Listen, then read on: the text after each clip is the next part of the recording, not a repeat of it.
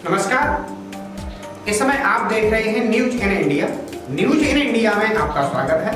आइए नजर डालते हैं आज की कुछ खास खबरों पर। आतंकवाद के मुद्दे पर एक बार फिर घिरा पाकिस्तान। पाकिस्तान के विदेश मंत्रालय ने एक दस्तावेज में पहली बार माना कि दाऊद पाकिस्तान में ही है मौजूद। अपनी एक सूची में कराची के व्हाइट हाउस में बताया दाऊद का ठिकाना। भारत ने चीन पाकिस्तान विदेश मंत्रियों की बैठक के बाद जारी संयुक्त बयान में जम्मू कश्मीर का उल्लेख किए जाने को किया खारिज। विदेश मंत्रालय के प्रवक्ता ने केंद्र शासित प्रदेश जम्मू कश्मीर को बताया भारत का अविभाज्य अंग। विदेश मंत्रालय ने संबंधित पक्षों से भारत के आंतरिक मामलों में हस्तक्षेप न करने की जताई उम्मीद। प्रधानमंत्री नरेंद्र मोदी ने भारत में खिलौना निर्माण को बढ़ावा देने के तरीकों पर चर्चा के लिए बुलाई बैठक। कहा, बच्चों के सर्वांगीण विकास के लिए खिलौने हैं जरूरी। सभी आंगनवाड़ी केंद्रों और स्कूलों में खिलौनों को शैक्षणिक उपकरणों के रूप में इस्तेमाल करने पर दिया जोर। केंद्रीय गृह सचिव ने राज्यों और केंद्र शासित प्रदेशों के मुख्य सचिवों को लिखा खत। कहा, अनलॉक के दौरान किसी राज्य के भीतर तथा एक राज्य से दूसरे राज्य में व्यक्तियों और सामान के आवागमन पर कोई पाबंदी नहीं। राज्यों से भी यही व्यवस्था सुनिश्चित करने के लिए कहा। कोरोना के खिलाफ जंग में भारत की लड़ाई हुई और मजबूत। एक दिन में 10 लाख टेस्ट का आंकड़ा हुआ पार। एक दिन में रिकॉर्ड 63,000 से ज्यादा लोग हुए ठीक। रिकवरी रेट बढ़कर 74.69%। मृत्यु दर और गिरकर 1.87%। अंतर्राष्ट्रीय खबरों में अमेरिका के कैलिफोर्निया के जंगलों में लगी आग हुई और भयावह। करीब 1 लाख एकड़ में फैली हुई है आग। दावनल से इलाके के कई घर जलकर हुए खाक। 14,000 से ज्यादा अग्निशमक आग बुझाने के काम में जुटे हुए हैं।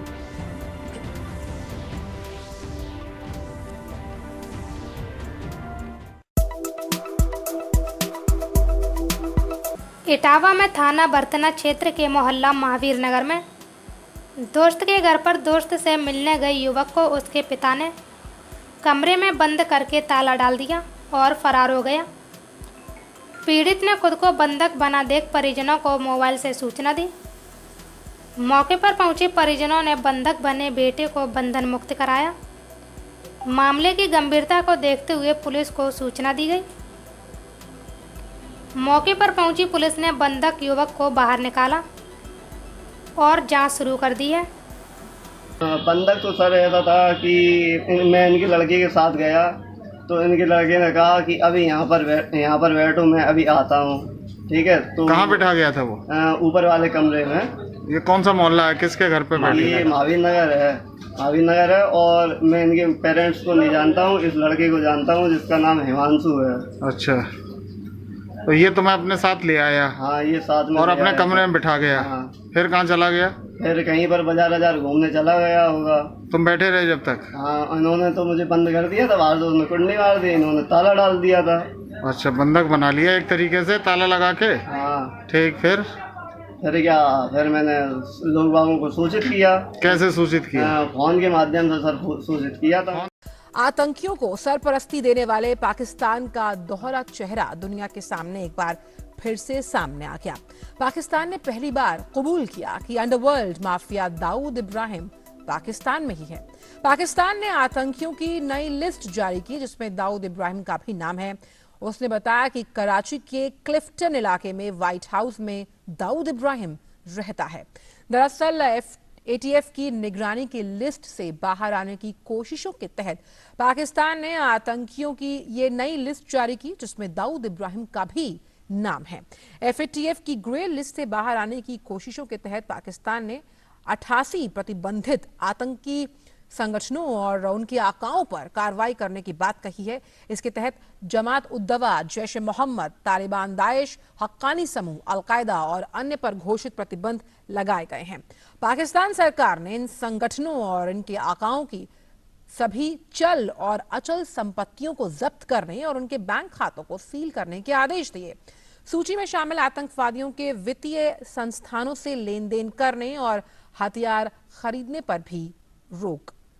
वहीं दाऊद इब्राहिम को लेकर पाकिस्तान के कबूलनामे पर भाजपा के राष्ट्रीय प्रवक्ता शहनवाज हुसैन ने कहा कि इस मामले में भारत का दावा सही साबित हुआ है और अब पाकिस्तान को फौरन दाऊद को भारत के हवाले करना चाहिए ताकि उसके गुनाहों का हिसाब हो सके।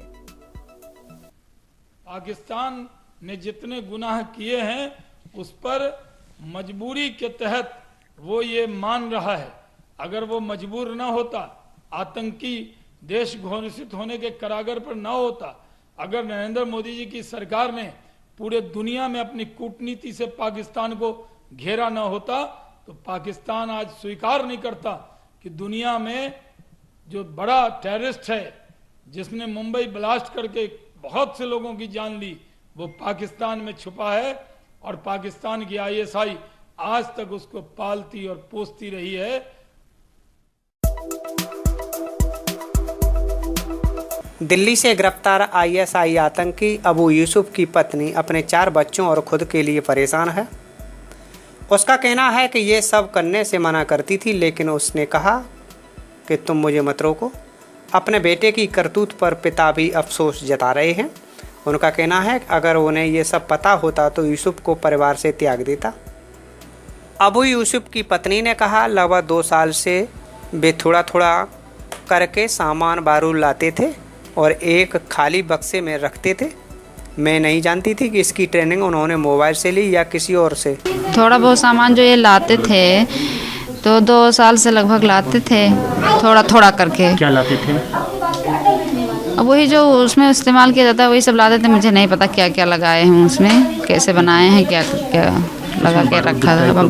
बारूद और छर्रा मुझे पता है। ये लेके आते थे? हाँ, लेके आते थे। तो 2 साल पहले ही आपको पता चल गया? 2 साल पहले नहीं, इस ठंडी में मुझे पता चला है। 1 साल पहले पता चला? हाँ। तो उसके बाद वो यहाँ लाके क्या करते थे, कहाँ रखते थे, कैसे रखते थे? एक बॉक्स घर में पड़ा था खाली, उसी में लाके रखते थे। उसी बॉक्स में रखते? उसी बॉक्स में रखते थे। तो आपने कभी उनसे ये नहीं पूछा कि ये क्यों इकट्ठा कर रहे हैं? पूछा हमने क्यों इकट्ठा कर रहे हैं, क्या कहने लगे कुछ सामान बनाना है इसलिए इकट्ठा कर रहे हैं। हमने कहा ये सब मत करो, ऐसा नहीं करना चाहिए, ऐसा करोगे तो आखिर कुछ हो गया तो बच्चे मेरे बर्बाद हो जाएंगे।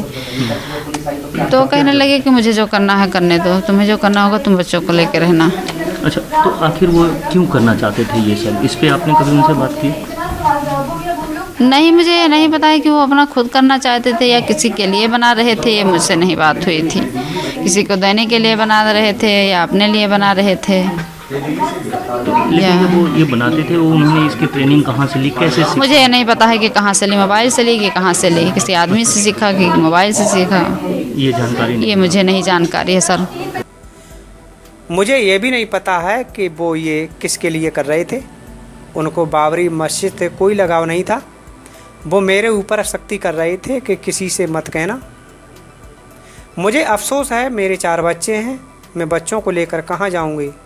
इस बार उनकी गलती को माफ़ कर दिया जाए। बेटे की इस करतूत पर पिता ने कहा कि मुझे कुछ पता नहीं था, वरना घर से निकाल देता। उनका कहना था, मैंने उसकी गुमशुदगी की रिपोर्ट थाने में लिखाई थी, मुझे कुछ पता नहीं था, वरना उसको रोकता, घर से निकाल देता। अब तो जो भी करेगी पुलिस करेगी। मैं चाहता हूं कि एक मर्तबा उसे माफ़ कर दें। वो शुक्रवार को लखनऊ अपने मामा के बेटे की किडनी के इलाज के लिए गया था। उसने अपनी बहन को बताया कि वो उसके घर पर रुकेगा, लेकिन वहां नहीं पहुंचा। दिल्ली के धौला कुआं इलाके से गिरफ्तार अबू यूसुफ उत्तर प्रदेश के बलरामपुर ज़िले का रहने वाला है। दिल्ली पुलिस की टीम शनिवार देर शाम उसे लेकर उसके पैतृक गांव पहुंची थी। इससे पहले घर की तलाशी में भारी मात्रा में विस्फोटक मिला था। रविवार को पुलिस सूत्रों ने बताया कि यूसुफ के घर से विस्फोटक और फिदायीन हमले के लिए तैयार किया गया जैकेट मिला हुआ है। वह दिल्ली के भीड़भाड़ इलाके को दहलाने की साजिश रच रहा था, लेकिन इससे पहले पुलिस के हत्थे चढ़ गया था। ने हम करते कि भैया ये क्या कर रहे हैं, लेकिन हमको मालूम नहीं। अब तो पुलिस जो चाहे तो कर, हम क्या कर सकते हैं। कोई अख्तियार, कोई बस की बात है। आपको अफसोस है? अफसोस तो बहुत रहा, लेकिन ये ऐसा काम कर डाले कि हम बहुत परेशान हैं। क्या करें। क्या चाहते हैं आप, क्या चाहते हैं उनको? अब हम ये चाहते हैं एक मरतबा अगर माफ़ी दे दें, अगर वो दोबारा करे तो कुछ भी। केंद्रीय गृह सचिव ने सभी राज्यों के मुख्य सचिवों को पत्र लिखा और साफ किया कि राज्यों के बीच और किसी राज्य के भीतर लोगों और सामान के परिवहन पर कोई प्रतिबंध नहीं। अनलॉक 3 के दिशा निर्देशों का उल्लेख करते हुए कहा गया कि पड़ोसी देशों के साथ हुए सीमा पार करने के समझौते के तहत लोगों और सामान के आने जाने के लिए किसी प्रकार के ई परमिट या फिर अलग से किसी स्वीकृति की जरूरत नहीं है। पत्र में कहा गया है कि कुछ राज्यों अथवा जिलों में स्थानीय तौर पर आवागमन पर कुछ रोक लगाई गई है, जिससे राज्यों के बीच सामान और सुविधाओं के परिवहन में समस्या आ रही है। साथ ही इससे आर्थिक गतिविधियों और रोजगार के अवसरों पर भी विपरीत असर पड़ रहा है। पत्र में ये सुनिश्चित करने के लिए कहा गया है कि इस प्रकार के प्रतिबंध ना लगाए जाएं।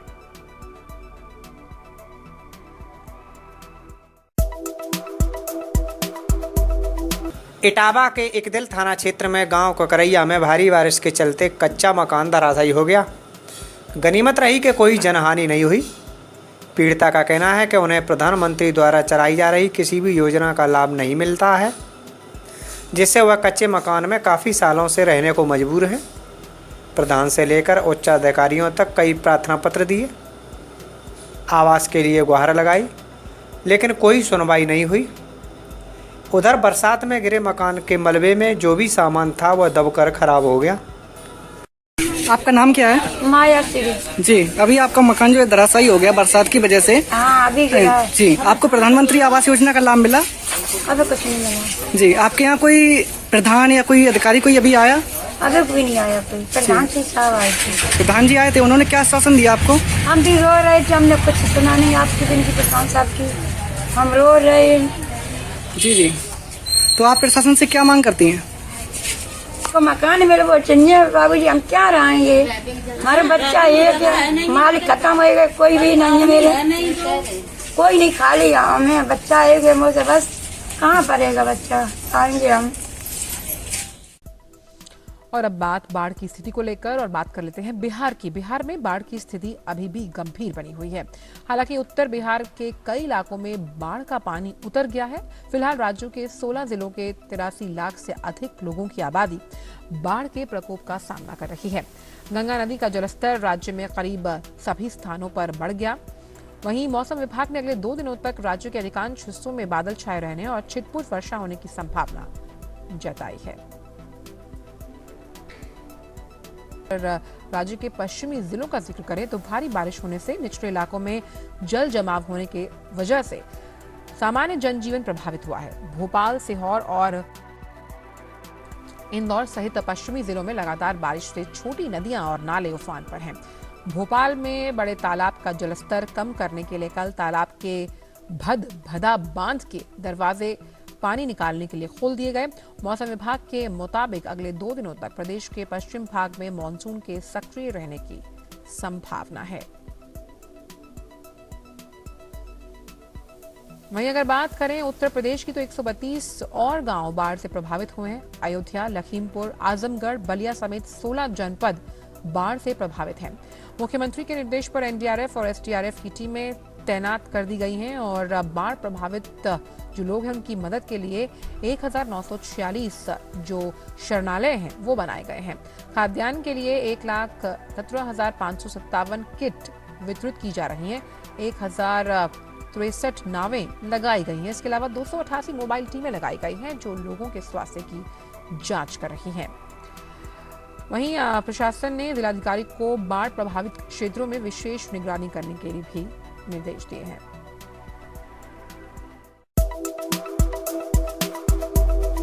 अभिनेता सुशांत सिंह राजपूत की मौत के मामले की जांच करने में सीबीआई पूरी तरह से जुटी है।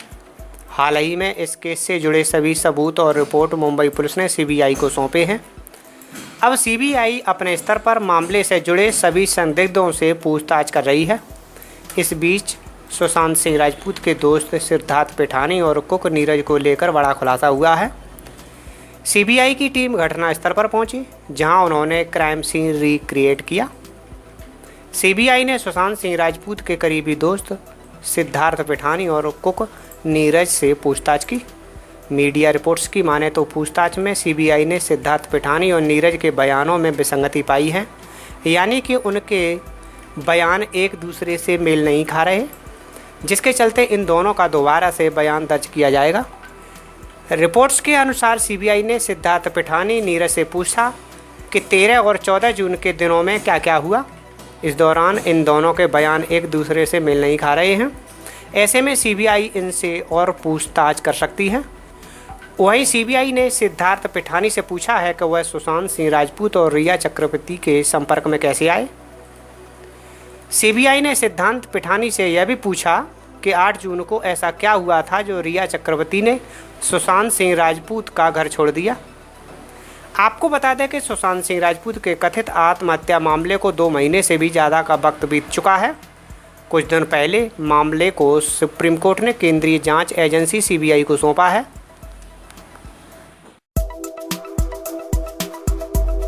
बीजेपी नेता समेत 4 लोगों ने युवती के साथ किया बलात्कार। पुलिस ने छेड़खानी में किया मुकदमा दर्ज। इटावा में एक युवती ने बीजेपी नेता समेत 3 अन्य लोगों पर गैंग रेप का आरोप लगाया है। आपको बता दें कि इटावा के जसवंत नगर थाना क्षेत्र के गांव जगसौरा के नगला कन्हई में एक 19 वर्षीय युवती के साथ 4 लोगों ने गैंग रेप की घटना को अंजाम दिया। आरोपी दूसरे गांव के बताए जा रहे हैं, जिसमें एक स्थानीय भाजपा नेता बताया जा रहा है। हम यहाँ से लेटरिन करने गए थे तो वहाँ हम सीवर में बैठ पाए, तो वहाँ पर थोड़ी आवाज़ हुई तो हम डर की वजह से बाहर निकले। पानी रखा था हमसे फैल गया और हमारे सिर में डंडा मार दिया कुछ पीछे से और हमारा मुंह दबा लिया। उधर हमें खेत में ले गए, हमारे हाथ दबा लिए, मुंह दबा लिया।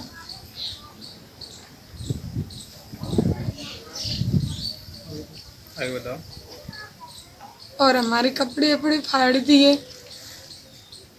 जिन लोगों ने आपके साथ इस घटना को अंजाम दिया है, क्या उनमें से किसी को आपने पहचाना है? हाँ। क्या नाम है उनके?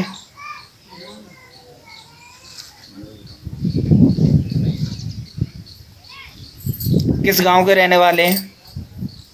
नगला नया। ये शाम को कितने बजे की घटना है? 8:30। तो आप अपने लेटरिन करने के लिए घर से कितनी दूर गई थी? है थोड़ी दूर है, ट्यूबवेल है हमारा पास में ही। तो आपने चीख पुकार मचाई क्या? हाँ, जब हमारा मुंह ही बंद था तो जब वो लोग चले गए तब हम चिल्लाने। तो आपके साथ किसी गलत घटना को भी अंजाम दिया है उन लोगों ने? हाँ। आपके साथ जिन लोगों ने घटना को अंजाम दिया है कितने लोग थे? 4। उनमें से किसी एकाध व्यक्ति को आपने पहचाना है क्या? हाँ। कहाँ के रहने वाले थे, उनके नाम क्या थे? नगला नया के थे एक मनोज और झीला के थे पंकज। पीड़िता ने बताया कि वह 8:30 बजे के करीब पास में ही पशुओं के बाड़े के पीछे शौच क्रिया के लिए गई थी। वैसे ही आरोपियों ने उसके सिर पर कुछ मार के उसे बेहोश कर दिया। इतने में आरोपियों ने उसका मुंह बंद कर दिया। पीड़िता ने बताया कि उसके साथ 2 लोगों ने छेड़खानी की घटना को अंजाम दिया। परिजन वहां पहुंचे तो युवती निर्वस्त्र हालत में पड़ी हुई थी। परिजनों ने पुलिस को सूचना दी। मौके पर पहुंची पुलिस ने मामला छेड़खानी का दर्ज करके युवती को मेडिकल के लिए जिला अस्पताल भेजा है। मामले में एएसपी ने जानकारी देते हुए बताया, ये थाना जसवंत नगर में एक ग्राम है जगसौरा, उसमें नगला कन्हई करके एक उसी का मजरा है। तो वहाँ पर एक आवेदक हैं जिन्होंने एक मुकदमा पंजीकृत कराया है, जिनका नाम मुन्नी लाल है। ये पूठन सकरौली में ये सेवा केंद्र चलाते हैं और जिनके विरुद्ध लिखाया इन्होंने मुकदमा वो मनोज, पवन और 2 अज्ञात का लिखाया है। उसमें मुकदमा लिखा गया है अपराध संख्या 338/20, धारा लिखाई गई है 354D/506 IPC का। इसमें आरोप है कि लड़की से छेड़छाड़ की गई है और जब लड़की को बुलाया गया और लड़की से 161 के बयान कराया गए तो उसने केवल एक नाम मनोज का बताया है। ये भी बताया गया है कि इनसे 2-3 दिन पहले से ही विवाद चल रहा है और ये जो मनोज है ये राजनीतिक व्यक्ति है बीजेपी का, और ये भी गोपनीय रूप से जानकारी मिल रही है कि राजनीति से प्रेरित मामला लग रहा है, ऐसा बताया गया है। अब चूँकि अभियोग पंजीकृत कर लिया गया है, लड़की का मामला है, उसमें गहराई से छानबीन करके इसमें जो भी कार्रवाई बनती है उसमें कार्रवाई कर दी जाएगी। आगरा जिले में दिल को झकझोर देने वाला मामला सामने आया है। बरौली अहीर ब्लॉक के नगला विधिचंद में 5 वर्षीय बच्ची की मौत हो गई। मृतक बच्ची का परिवार मुफलिसी में जी रहा था। मां का कहना है कि घर में 1 सप्ताह से खाने के लिए कुछ नहीं था। बेटी बीमार थी, उसने कई दिनों से कुछ खाया नहीं था। बच्ची की मौत के बाद प्रशासन में हड़कंप मच गया। प्रशासन ने मृतक के घर 50 किलो आटा, चावल और अन्य सामग्री उपलब्ध कराई है। मृतक बच्ची की 40 वर्षीय मां शीला देवी ने बताया कि वो मजदूरी करके बच्चों का पेट पालती है। पति सांस का रोगी है, इससे वो काम पर नहीं जा पाता। लॉकडाउन में काम छूट गया। घर में 1 माह से राशन नहीं था। पड़ोसी की मदद से 15 दिन गुजारा कर लिए, लेकिन बच्ची को 3 दिन से बुखार आ रहा था। खाना न मिलने से बच्ची में खून की कमी हो गई। न दवा के पैसे थे और न राशन खरीदने के लिए। शीला देवी का कहना है कि राशन कार्ड नहीं होने से कभी राशन नहीं मिला। टोरंट पावर ने बिजली काट दी। 7,000 रुपये का बिल जमा नहीं कर सकी। 3 माह से घर में बिजली नहीं है। जिलाधिकारी प्रभु एन सिंह ने मामले की जांच के लिए तहसीलदार सदर प्रेमपाल सिंह को मृतक के घर भेजा। तहसीलदार ने कहा पीड़ित के घर 50 किलो आटा, 40 किलो चावल, अन्य सामग्री उपलब्ध कराई गई है। परिवार का राशन कार्ड भी बनेगा। इसकी जांच रिपोर्ट जिलाधिकारी को सौंप दी गई है। खिलौनों के निर्माण और इस क्षेत्र की वैश्विक छवि को बढ़ावा देने के तरीकों पर चर्चा करने के लिए प्रधानमंत्री नरेंद्र मोदी ने कल वरिष्ठ मंत्रियों और अधिकारियों के साथ बैठक की। साथ ही पीएम ने कहा कि भारत कई खिलौना समूहों और हजारों कारीगरों का घर है जो स्वदेशी खिलौनों का निर्माण करते हैं, जो न केवल सांस्कृतिक जुड़ाव रखते हैं बल्कि कम उम्र में बच्चों के बीच जीवन कौशल और मनोकौशल का निर्माण करने में भी मदद करते हैं।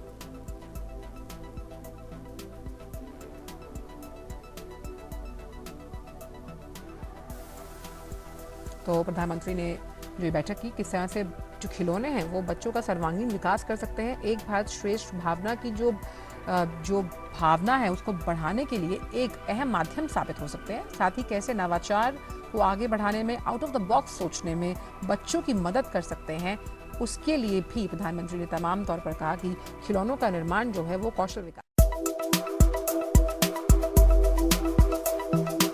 बिहार में आने वाले विधानसभा चुनावों में लोक जनशक्ति पार्टी के अकेले चुनाव लड़ने के कयास लगाए जा रहे थे, लेकिन भाजपा के राष्ट्रीय अध्यक्ष जेपी नड्डा ने इन बातों को सिरे से नकार दिया। हाल के दिनों में लोक जनशक्ति पार्टी अध्यक्ष चिराग पासवान और मुख्यमंत्री नीतीश कुमार में खींचतान बढ़ गई थी। यहाँ तक कि लोक जनशक्ति पार्टी और जेडीयू के कई नेता एक दूसरे पर आरोप प्रत्यारोप लगा रहे थे, लेकिन भाजपा अध्यक्ष ने फिलहाल इस पर विराम लगा दिया है। भाजपा अध्यक्ष जेपी नड्डा ने रविवार को बिहार विधानसभा चुनावों को देखते हुए बिहार प्रदेश भाजपा कार्य समिति की बैठक को संबोधित करते हुए कहा कि भारतीय जनता पार्टी, जनता दल यूनाइटेड और लोक जनशक्ति पार्टी मिलकर चुनाव लड़ेंगे और जीतेंगे। मेरे लिए ये सौभाग्य की बात है कि मुझे कार्य समिति की इस बैठक में आने का सौभाग्य मिला और बिहार के वरिष्ठतम कार्यकर्ताओं के साथ मुलाकात करने का मौका मिला है। बिहार और पटना जो मेरी जन्मभूमि रही है, उनके साथ और उसके साथ मेरा भावनात्मक लगाव है और ऐसी महावीर की भूमि, ऐसी हमारी भगवान बुद्ध की भूमि, गुरु गोविंद सिंह की भूमि को मैं नमन करता हूँ। बिहार के बारे में हम सब लोग जानते हैं कि एक विशेष स्थान राष्ट्र की राजनीति में बिहार ने रखा है, फिर चाहे वो राजनीतिक विषय हो, फिर चाहे वो सामाजिक पक्ष हो, फिर चाहे वो सांस्कृतिक पक्ष हो, हर एक पक्षों में बिहार ने हम सबको नेतृत्व किया है। फणेश्वर नाथ रेणु, रामधारी सिंह दिनकर से लेकर के अगर हम राष्ट्र के दृष्टि से उत्थान की बात करें और विकास की बात करें तो उसमें भी जो बिहार का योगदान रहा है वो अविस्मरणीय है।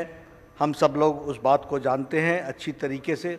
ऐसी धरती को मैं नमन करता हूं और नमन करने के साथ साथ ऐसी धरती से मैं प्रेरणा लेता हूं जिनके जिस धरती से राजनीतिक, सामाजिक, सांस्कृतिक उत्थान हुआ है, ऐसी धरती को मैं नमन करता हूं। मित्रों, हम सब जानते हैं कि बिहार का पॉलिटिकल और सोशल कॉन्शियसनेस यह बहुत ही उत्तम दर्जे का रहता है। किसी भी विचार को, किसी भी परिस्थिति को किस तरीके से देखना है, उस पर हमने अपनी क्या दृष्टि रखनी है, उस पर हमने क्या दिशा देनी है, बिहार ने अपने सामाजिक चेतना और राजनीतिक चेतना को बहुत ही ऊपर रखा है, ये हम सब लोग जानते हैं। हम अगर चंपारण के सत्याग्रह की बात करें या फिर हम नवनिर्माण आंदोलन की बात करें और नवनिर्माण आंदोलन के साथ अगर हम जयप्रकाश जी को याद करें तो हमारे ध्यान में आता है कि जब सब लोगों ने एक तरीके से व्यवस्था के साथ अपने समझौता कर लिया, उस समय बिहार खड़ा हुआ है और बिहार ने नेतृत्व दिया है। इस बात को हमको समझना चाहिए। ऐसी धरती के हमारे वीर कार्यकर्ता, समाज के बहुत ही साथ जुड़े हुए कार्यकर्ताओं को मुझे संबोधन करने का मौका मिल रहा है, मैं अपना सौभाग्य समझता हूँ। मित्रों, जब हम आज एकत्र हुए हैं तो 2-3 तरीके के चैलेंजेस हमारे सामने हैं। एक चैलेंज कोविड का संक्रमण, कोविड-19 का संक्रमण, दूसरा बाढ़ का संक्रमण और बाढ़ की परिस्थिति, और तीसरा हम आगे चुनाव लड़ने जा रहे हैं। इन परिस्थितियों में चुनाव होने वाला है और चुनाव के दृष्टि से बिहार के लोगों ने अपना मत देना है। इस परिस्थिति में आज भारतीय जनता पार्टी का एक एक कार्यकर्ता खड़ा है। जहां तक कोविड-19 का सवाल है, हम ये बहुत ही गर्व के साथ कह सकते हैं कि इस कोविड-19 के साथ लड़ने का जो स्ट्रैटेजी, जो तरीका, जो दृष्टि प्रधानमंत्री मोदी जी के नेतृत्व में की गई है, वह दुनिया में एक मिसाल है। इसको हमको समझना चाहिए। As far as Covid was concern, यह एक ऐसी अकल्पनीय संक्रमण था जिसके साथ कभी भी भूतकाल में हम लोगों ने इसके प्रॉब्लम को नहीं देखा था और हमारे को मालूम नहीं था कि इससे कैसे लड़ना है। अगर हम वेस्टर्न देश की बात करें, पाश्चात्य देश की बात करें, जो सामर्थ्यवान थे, जिनके पास स्वास्थ्य सेवाओं को लेकर के बहुत ही अच्छी परिस्थिति थी, उनको भी हमने असहाय देखा है, ये हम सबको मालूम है।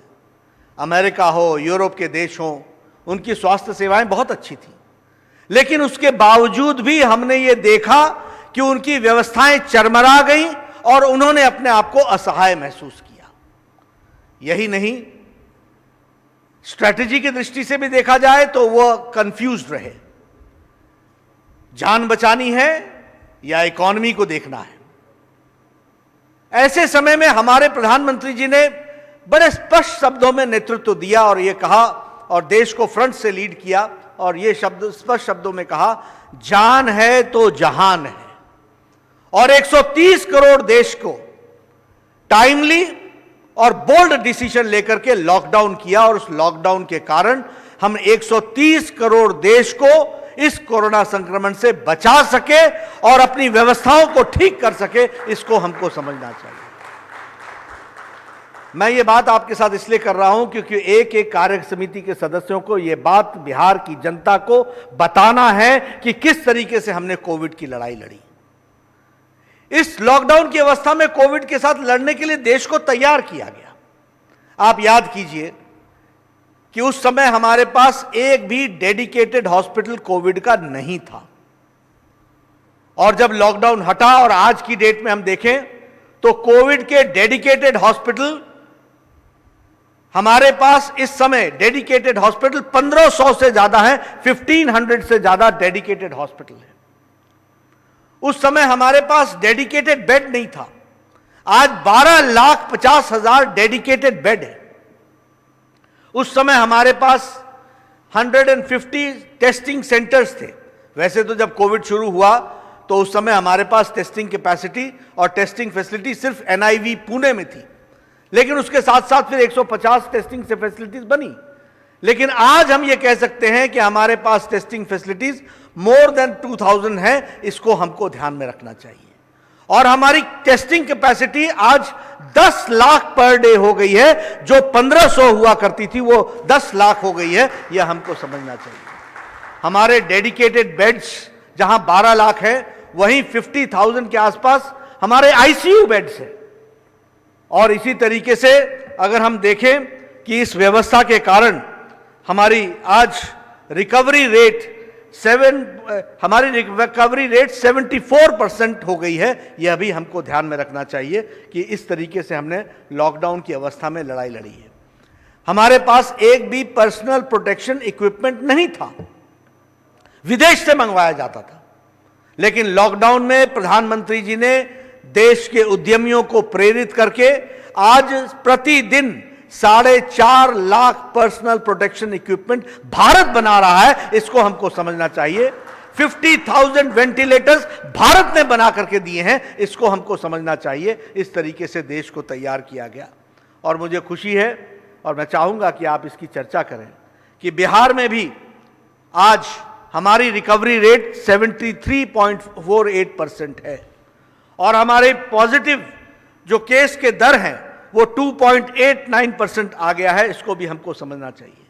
मुझे खुशी है कि डोर टू डोर स्क्रीनिंग जो बिहार में हुई है, लगभग 10 crore door to door screening की गई है, इसको भी हमको समझना चाहिए। और जो 35,000 टेस्ट हो रहे थे वो अब 1 लाख टेस्ट हो रहे हैं, इसको भी हमको समझना चाहिए कि बिहार ने किस तरीके से अपने आप को ठीक किया है। और मैं मंगल पांडे जी को इसके लिए बधाई देता हूं कि उन्होंने बिहार में इस कोविड की लड़ाई में अग्रेसिव होकर के लड़ाई लड़ी है, इसको भी हमें ध्यान में रखना चाहिए। यह हम आपके साथ शेयर करना चाहते हैं। मित्रों, जहां तक कोविड की लड़ाई का सवाल है, हम ये भी जानते हैं कि यह लड़ाई अकेली नहीं लड़ी गई, इसके साथ साथ आर्थिक विषय को भी कहा। और इसीलिए प्रधानमंत्री जी ने कहा कि जान है तो जहान है, और बाद में कहा कि जान भी है और जहान भी है, दोनों की चिंता होगी। और आप इस बात को याद कीजिए कि हमारे यहाँ प्रधानमंत्री गरीब कल्याण पैकेज आया, 1,70,000 करोड़ का ये पैकेज था। इस पैकेज के तहत 80 करोड़ की जनता को मार्च महीने से लेकर नवंबर महीने तक 5 किलो चावल या 5 किलो गेहूं और 1 किलो दाल, इसकी देने की व्यवस्था नरेंद्र मोदी जी ने की और इस तरीके से गरीब कल्याण पैकेज दिया गया। यह हमको ध्यान में रखना चाहिए। और यही नहीं, इसके साथ साथ जनधन खाते में 20 करोड़ बहनों के खाते में 3 महीने के लिए 500 रुपए डाला गया। And it was DBT, direct disbursement हुआ है, बेनिफिट का ट्रांसफर हुआ है, डायरेक्ट बेनिफिट ट्रांसफर हुआ 20 करोड़ की जनता को। आप याद कीजिए, जब जनधन खाते खोलने की बात हो रही थी आज से 5 साल पहले, तो मोदी जी जब इस बात को कहते थे तो लोग कहते थे खाते खुल जाने से क्या होगा। अरे खाते खुल जाने से यह हुआ कि बिना किसी के मदद के लॉकडाउन की अवस्था में 20 करोड़ की जनता को 1,500 रुपए उसके खाते में गए हैं। इस बात को हमको समझना चाहिए। इस तरीके की व्यवस्था की गई। 8 करोड़ बहनों को 3 सिलेंडर 3 महीने के लिए दिया गया। हमारे दिव्यांग भाई, हमारी विधवा बहनें, हमारी वृद्धा सज्जन, उनके भी खाते में 1,000 रुपए 3 महीने के लिए दिया गया। इसकी भी हम लोगों ने व्यवस्था की, इसको भी हमको समझना चाहिए। और इसके साथ साथ हम यह भी जानते हैं कि हमारे किसान भाइयों के लिए 12 करोड़ 64 लाख किसान, 12 करोड़ 64 लाख किसान, इनके भी खाते में 2-2 हजार रुपए यह भी डाला गया। इसको भी हमको ध्यान में रखना चाहिए। और यही नहीं, प्रधानमंत्री जी ने छठी किश्त भी 8.5 करोड़ के किसानों के लिए 17,000 करोड़ रुपए यह भी दे दिए हैं। इसको भी हमको समझना चाहिए और इससे उनकी किश्त पूरे होंगे, इसको भी हमको समझना चाहिए। इस तरीके की व्यवस्था की गई है। अगर हम बात करें अपने आत्मनिर्भर भारत की, तो हम जानते हैं कि किस तरीके से आत्मनिर्भर भारत में भारत को आगे खड़ा करने का प्रयास हुआ है। 20 लाख करोड़ रुपए का पैकेज दिया गया। 3 लाख करोड़ रुपए एमएसएमई सेक्टर को दिया गया और 3 लाख करोड़ में 1 लाख करोड़ रुपए सैंक्शन भी हो गए, डिस्पर्स भी हो गए। इसी तरीके से 1 लाख करोड़ रुपए किसान भाइयों के लिए दिया गया है। हमको फार्म गेट के माध्यम से इंफ्रास्ट्रक्चर खड़ा करना है। आपदा को अवसर में बदलने का काम नरेंद्र मोदी जी ने किया है। अगले 2 साल में किसान की तस्वीर कैसे बदलेगी यह हमको ध्यान में रखना चाहिए। तस्वीर बदल जाएगी, तकदीर बदल जाएगी किसान की, इसको समझना चाहिए जब 1 लाख करोड़ रुपए इंफ्रास्ट्रक्चर एग्रीकल्चर में खर्च होगा, इसको हमको समझना चाहिए। लेकिन मैं संजय जायसवाल जी के माध्यम से बिहार के कार्यकर्ताओं से निवेदन करूंगा कि हमारे फार्मर्स प्रोड्यूसर्स ऑर्गेनाइजेशंस एफपीओ इसको बनाने में भारतीय जनता पार्टी का एक एक कार्यकर्ता गांव में जुड़े और फार्मर्स प्रोड्यूसर्स ऑर्गेनाइजेशन बनाए, एफपीओस बनाए, अपने विचारधारा से जुड़े हुए लोग इसमें सक्रिय हों। और हमें क्या चाहिए इस एग्रीकल्चरल इंफ्रास्ट्रक्चर में, इसकी चिंता करते हुए उसके विकास में लगे। भारत का पैसा, भारत सरकार का पैसा मोदी जी के द्वारा आपको मिलेगा, यह बात आपको ध्यान में रखनी चाहिए। यह मैं आपसे कहना चाहता हूं।